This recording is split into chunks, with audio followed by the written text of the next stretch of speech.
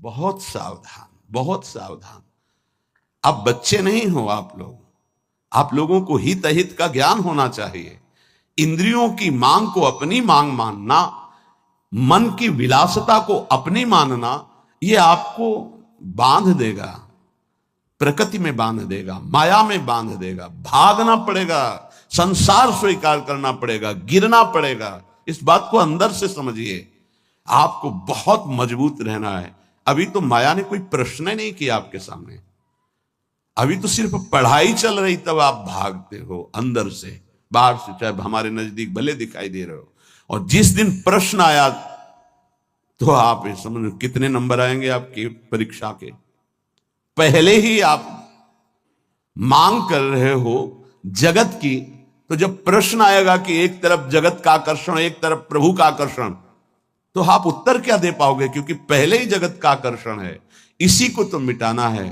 नहीं समझ पा रहे आप, इसी को मिटाना है आपको। जथा लाभ संतोष सदा काहू सो कछु न चाहूंगा, जैसे मेरे प्रभु रखे वैसे रहूंगा, कभी कोई चाह नहीं करूंगा। सच्ची मानिए, यदि आप सतमार्ग में चल रहे हैं तो कोई चाह नहीं रहे। जैसे आपसे पूछा जाए क्या आप पसंद करते हैं, नहीं बोलिए आप क्या पसंद करते हैं, ईश्वरी जी का नाम दे दीजिए हमें, इसमें रति हो जाए। नहीं, वैसे क्या पसंद करते हैं? किशोरी जी का धाम, दिव्य वृंदावन मेरे नेत्रों में झलकने लगे, दे दीजिए आप। इनकी शिवा आपकी हृदय की मांग आपको फंसा देगी। इस शब्दों को पकड़ लीजिए। सत्संग के शब्दों को आप नहीं पकड़ते। आपका मन जब विपरीत चिंतन करता है तो आप कीर्तन कीजिए, वाणी जी का उच्च स्वर से गायन कीजिए। एक बार जीत गए तो 1000 बार इसको पटक दोगे मन को, एक बार हार गए तो 1000 बार पटकी लगाएगा आपको। आप समझो, आप किसी विशेष कृपा से आप चल रहे हैं। अगर इस विशेष कृपा की अवहेलना करेंगे तो आपका परमार्थ रुक जाएगा। पूज्यपाद श्री उड़िया बाबा जी महाराज से स्वामी अखंडानंद जी महाराज प्रश्न करते हैं, बाबा यदि कोई हमारे गुरु और इष्ट की निंदा कर रहा है तो हमारा क्या कर्तव्य बनता है? यदि कोई हमारे गुरुदेव की इष्ट की निंदा करता है तो हमारा उस समय क्या कर्तव्य बनता है? उत्तर, उस उपासक को चाहिए कि उसके सामने जो इष्ट की निंदा या गुरुदेव की कर रहा है वहां से तत्काल हट जाना चाहिए, कभी भी दोबारा उसके पास नहीं बैठना चाहिए। नीति कहती है कि सहन नहीं करना चाहिए, लेकिन प्रीति कहती है कि उठ के चल देना चाहिए, लड़ाई झगड़ा नहीं करना चाहिए। बहुत ये व्यवहार की बहुत काम की बात है। प्रायः ऐसा संयोग मिलता है कि हमारे इष्ट और गुरुदेव की अवहेलना करने वाले हमारे रिश्तेदार, नातेदार, संबंधी ही होते हैं, माता या पिता या ऐसे। क्यों होते हैं? क्योंकि जब उनका कोई संबंधी भगवत मार्ग में चलता है तो फिर उनकी भावनाओं के विरुद्ध हो जाता है। अगर वो उनकी भावनाओं का ही केवल पोषण करने लगेगा तो इष्ट गुरु से विरुद्ध हो जाएगा, पक्का, आगे चल के देख लेना। और जब इष्ट गुरु की भावना में वो पुष्ट होता है तो उनकी लौकिक भावनाओं को वो कुछ भी नहीं गिनता। अब उनको लगता है कि ये जो हमारा पुत्र है या पुत्री है या पत्नी है या परिवार का सदस्य है, कितना हमें प्यार करता था, ये जब से गुरु जी से मिला, जब से उपासना में आया, तब से ऐसा हुआ। तो उसकी गुरु के प्रति, इष्ट के प्रति भी निष्ठा नहीं रहती, भक्ति नहीं रहती, और उसी के अंदर से माया निंदा करवाने लगती है, बहुत प्रियजनों के द्वारा। अब वहां क्या हमारा कर्तव्य है? हमको पास नहीं बैठना, हमको उनका विरोध नहीं करना। बाबा कहते हैं नीति तो आदेश करती है सहन ना करने की बात। संत शंभुश्री पद अपवादा कही सुनी तहां अस मर्यादा काटी जीव तासु जो बसाई, नीति कहती है। लेकिन बाबा कह रहे हैं भक्ति कहती है, प्रीति कहती है कि हमको क्रोध नहीं करना, हमको वैर नहीं करना, बदला लेने की भावना नहीं करना, और ना हमको सुनना है। कान में अंगुली डाल के तत्काल वहां से अलग हो जाना, उससे फिर पुनः मिलना नहीं, उसका संबंध हृदय से अस्वीकृत करना है। जो सहन करता है तो भगवान और गुरुदेव में उसकी प्रीति स्थित हो जाती है। यही जीवन का परम लाभ है। दूर का कोई करे तो चलेगा, बिल्कुल पास का करेगा, नजदीक एकदम विरोध शुरू होगा, बिल्कुल नजदीक शुरू होगा। आपको बचाना है अपने आप को और उसका भी मंगल मनाना है। भगवान से प्रार्थना करनी है कि इसकी बुद्धि शुद्ध हो जाए और अपने को उसके आकर्षण, संबंध, वचन तीनों से दूर हटाना है। क्योंकि भगवान की स्मृति स्वयं श्री भगवान है। अगर आप इष्ट और गुरु की निंदा सुनेंगे, करना तो बहुत दूर की बात, तो आपकी भगवत स्मृति गायब हो जाएगी, स्मृति चली जाएगी। स्मृति गई तो कुछ नहीं रह गया। यहां तक कि उपासक को भगवान से भी बढ़कर भगवान की स्मृति पर भाव रखना चाहिए। यस्य स्मरण मात्रेण जन्म संसार बंधनात्, जिनका स्मरण मात्र संसार में जन्म मरण के चक्र से मुक्त कर देता है, उन प्रभु की स्मृति को प्रभु से भी बढ़कर के मानना है। कोई कहे प्रभु से बढ़कर कैसे हो सकता है? तो प्रभु तो हमारे हृदय में है, लेकिन उनकी स्मृति नहीं है, तो नाना प्रकार के विकारों में हम बंधे बह गए। और जिस दिन से गुरु कृपा से भगवत स्मृति जागृत हुई, तो हमें सुख मिला, शांति मिली, विश्राम मिला। दुख प्रभु नहीं दूर किए, प्रभु तो सबके हृदय में बैठे हैं। प्रभु की स्मृति, भजन ने दुख दूर किया। गोस्वामी जी ने भी लिखा है कि सबके हृदय अछत अविकारी, सकल जीव जग दीन दुखारी, तहां वेद अस कारण भाखा। वहां वेद ऐसा कारण बता रहे कि भगवान तो सबके हृदय में अछत अविकारी सुख सिंधु विराजमान है, पर जीव सब दीन दुखी हो रहे हैं, विषयों के प्रति दीन और दुखी हो रहे हैं। उसका कारण क्या है? भजन नहीं है। भगवान के होते हुए दुख निवृत्त नहीं हुआ, लेकिन जे ही भजन प्रारंभ हुआ भगवत स्मृति, वो दुख को जड़ से मिटा दिया। इसलिए भगवत स्मृति भगवान से भी बढ़कर, ऐसे भगवान की स्मृति देने वाले गुरुदेव और जिनकी स्मृति ऐसे हमारे आराध्य देव, अगर इनकी कोई निंदा करे तो मेरा प्रिय कैसे हो सकता है? माया जहां आप एकाग्रता करके प्रभु में लगने की कोशिश करेंगे तो विविध रूपों में आकर आपको आकर्षित करेगी। आप आकर्षित ना हो, आप विरोध से परास्त ना हो, आप अपनी भक्ति को पुष्ट रखें। जो जीव मेरा और तेरा, मैं और मोर, इसी को महत्व दे रहा है, वो भगवान से प्यार नहीं कर सकता। क्योंकि भगवान से प्यार करने के लिए इस मेरा और तेरा को, लौकिक शब्द को मिटाना पड़ेगा। मैं सिर्फ प्रियालाल का हूं, प्रियालाल मेरे, बस ये हृदय की स्थिति होनी चाहिए। देख लीजिए, प्रभु में ऐसी स्थिति, अनन्य चिंतन तभी हो सकता है जब हृदय में बात आ जाए कि मैं प्रभु का, प्रभु मेरे, बस सिर्फ प्रभु मेरे। प्रभु का वैभव रचा हुआ नहीं, प्रभु का जो भी है वो उससे मेरा संबंध नहीं, प्रभु से संबंध है। प्रभु का रचा हुआ तो अखिल ब्रह्मांडों में रजोगुणी लीला हो रही, तमोगुणी लीला हो रही, सतोगुणी लीला हो रही, नहीं, हमें प्रभु चाहिए, ये लीला नहीं, ये माया नहीं। जितनी भगवान की स्मृति में जन डूबते हैं उतना ही आनंद का अनुभव होता है। पर जब हृदय में भोगों के प्रति राग होता है और जब वो नहीं मिलता तो क्रोध हो जाता है, चिड़चिड़ा स्वभाव हो जाता है, नाक में गुस्सा भर जाती है। ये उपासक सावधान इस वृत्ति से नहीं। अगला इसका जो कदम है उसका नाम है भय। राग भोगों का, बराबर भोग तुम्हें मिलते रहे ऐसा सृष्टि में कभी किसी को नहीं होता। परिस्थिति बिगड़ती भी है, कभी ऐसी परिस्थिति आती है कि मनोनुकूल भोग नहीं मिलते, उस समय क्रोध, चिड़चिड़ा स्वभाव, नहीं शासन में लीजिए, नहीं, अगला कदम जो है वो बड़ा भयावह है। राग से क्रोध और क्रोध से भयावह स्थिति। नित्यानंद रस की अनुभूति के लिए चलने वाला उपासक हृदय में भोगों का राग न रखे, नहीं तो क्रोध, चिड़चिड़ा स्वभाव हो जाना, कुछ अच्छा ना लगना, वो विध्वंसक भाव आगे भय उपस्थित कर देगा, आपकी चेष्टा भयावह होगी।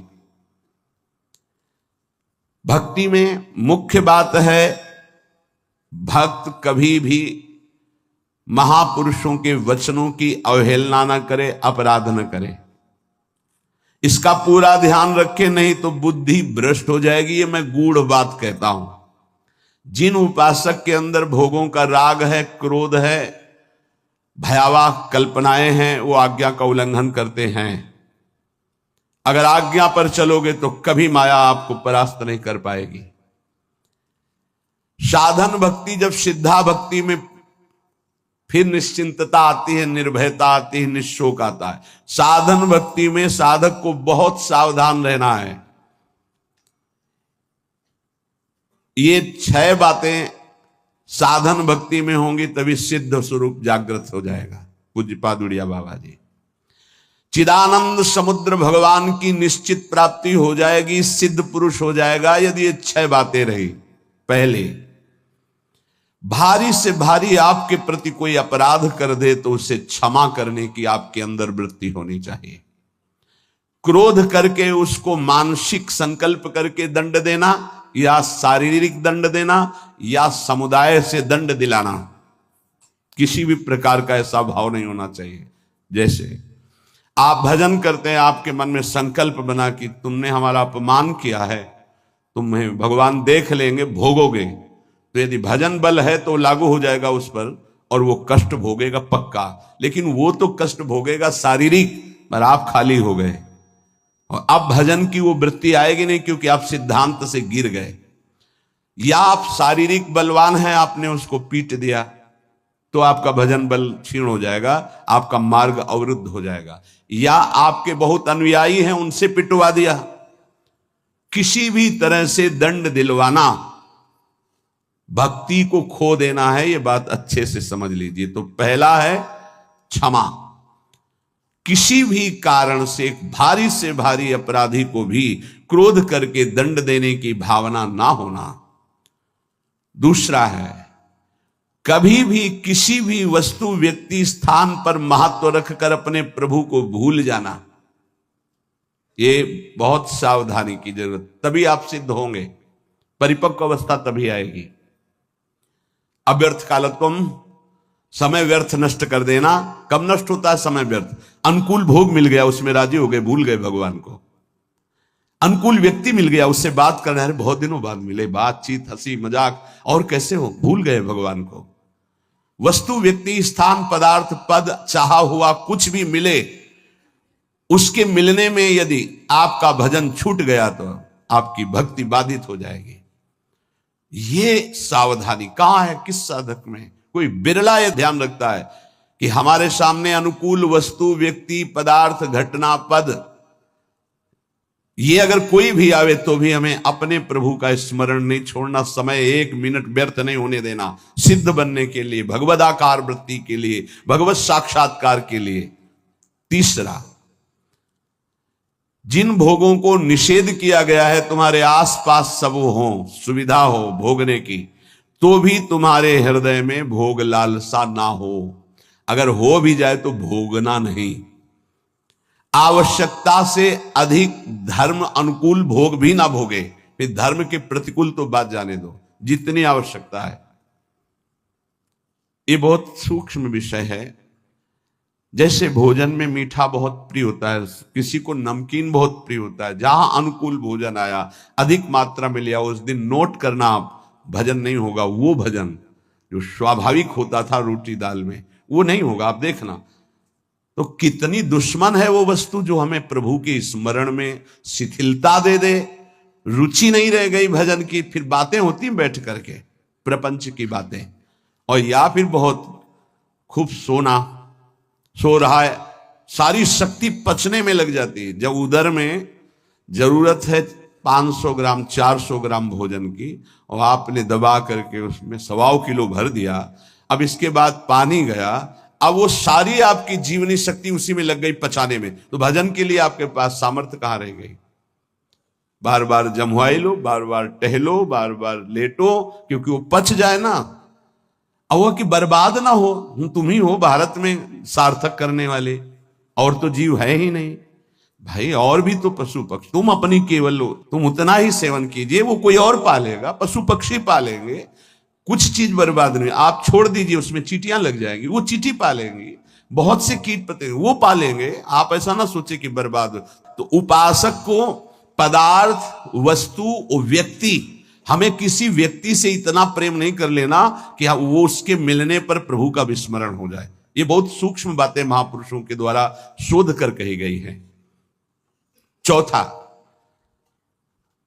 सम्मान सबको बहुत प्रिय है, बहुत प्रिय है।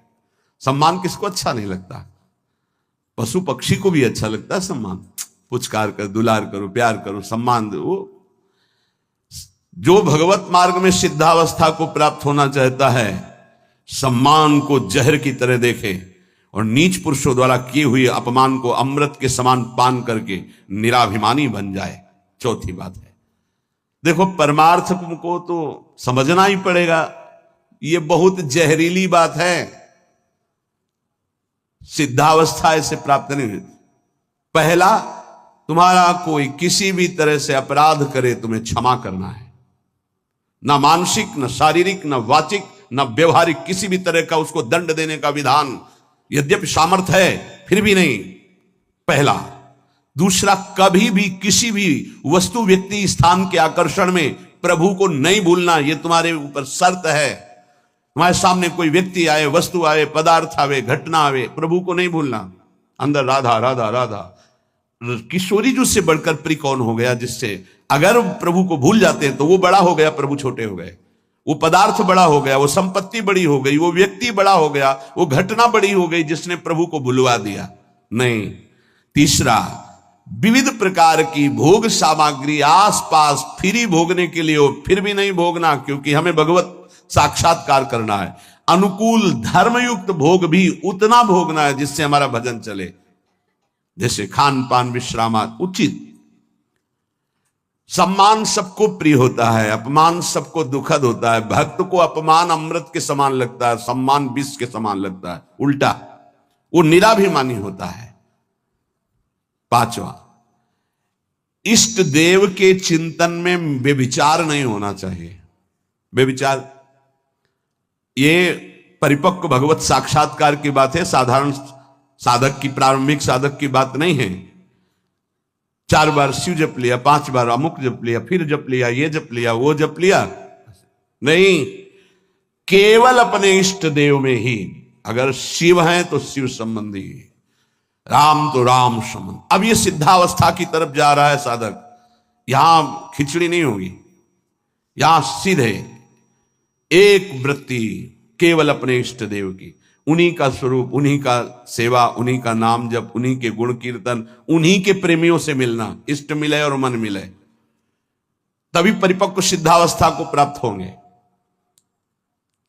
छठवां, सदगुरु की शरण में रहकर उनके बताए हुए मार्ग से चलना। सिद्धावस्था ये बहुत कठिन है, बहुत कठिन है। सदगुरु की आज्ञा में जो जीवन दे दे, बहुत कठिन है। कल एक उपासक कह रहे थे कि हम बहुत प्रयास करते हैं, वर्षों हो गए करते हैं, लेकिन अभी यही निश्चय नहीं कर पाए कि मुझे जाना कहां, जपूं क्या, निरंतर क्या करूं। तो गुरुदेव का वर्ण किया, बोले नहीं तो पूरा जीवन व्यतीत हो जाएगा, निर्णय थोड़ी कर पाओगे। ये निर्णय तो गुरुदेव के द्वारा होता है। जो गुरुदेव ने नाम दिया, जो साधन बताया, आजीवन उसी में। गुरु प्रदत्त इष्ट के विग्रह में, छवि में, नाम सेवा में सर्वस्व विराजमान है, भाव समझ लीजिए। गुरु प्रदत्त नाम मंत्र में, गुरु प्रदत्त साधना, वो सिद्ध होने के लिए बहुत आवश्यक है, और उसी में स्थिति होने से सिद्धावस्था प्राप्त होती है। बहुत ये सूक्ष्म विषय सब नहीं समझ पाएंगे। भगवान विविध रूपों में विविध भाव वाले भक्तों को सुख दिया है। जब कृपा होती तो विविध रूप सब आते हैं। जो अनन्य रस का उपासक है अपने इष्ट देव का, उसे किसी में प्रियता नहीं होती। तो इसका मतलब अभी ज्ञान नहीं हुआ, नहीं नहीं, ये ज्ञान के ऊपर की बात है। ज्ञान के ऊपर की बात है। ये ज्ञान तो बहुत पहले गोस्वामी जी को हो गया था, सिय राम में सब जग जानी। फिर कह रहे बने तो रघुबर ते बने, बिगड़े तो भरपूर, तुलसी औरन ते बने, ता बनी बेपेद। सदगुरु की शरण में साधना करने वाले उपासक की एक पहचान होती है। गुरु प्रदत्त इष्ट नाम उपासना के सिवा और कुछ अच्छे नहीं लगेगा। कोई सिद्धांत वर्णन उसके पकड़ में नहीं आएगा, उसको सब माया नजर आएगी। कोई भी भगवान रूप रख करके आवे, उसको प्रियता नहीं होगी। उसको प्रियता उसी में होगी जो गुरुदेव भगवान ने इष्ट दिए हैं। ये खास बात उस गुरु प्रदत्त साधन करने वाले महामहिम साधक में होती, ये सब में नहीं होती। बड़े से बड़े भगवत स्वरूप की रुचि नहीं रहेगी, उसकी रुचि नहीं रहेगी। अपने इष्ट का नाम, इस पे उसके प्राण न्यौछावर होते हैं। यही परिपक्व अवस्था में जाएगा उपासक। प्रभु के विविध रूप हैं, विविध छवियां हैं, विविध उनकी शोभा है, विविध नाम है। ये तब होता प्रारंभ में, विविधता में। लेकिन जब परिपक्व अवस्था की तरफ, तो गुरु प्रदत्त साधन और साध्य पर दृढ़ निश्चय, अपना कोई भाव। आजकल गुरु बनाने के लिए जब आते हैं तो पूरा रजिस्टर भरा होता है, कोरा कागज बनकर गुरु जी के पास जाया जाता है। अब लिखो इस पे, जो लिख दोगे आजीवन इसी पे लिखा रहेगा। लेकिन यहां इतना लिखने का अवसर ही नहीं, शिष्य बन रहे और पूरा रजिस्टर भरा हुआ है। हम तो ये करते हैं, हम तो ये करते हैं, हम वही ऐसे, हमारा ये सिद्धांत, हमारे ना कोई आग्रह ना कोई भाव, ये रखा है हृदय हमारा, जो आप चाहो इस पे डाल दो, वही जीवन भर ऐसे शिष्य बना जाता है। सब अपनी भावनाएं हटाकर गुरुदेव के चरणों में। अब आप जो, ये नया जन्म हमारा है गुरु दीक्षा का, आप जो आज्ञा करेंगे वैसे ही हम चलेंगे। एक अबोध बच्चे की तरह गुरुदेव के चरणों में समर्पण, अबोध बच्चे की, मुझे कुछ पता नहीं, जैसा आप कहें वैसा मैं चलूं।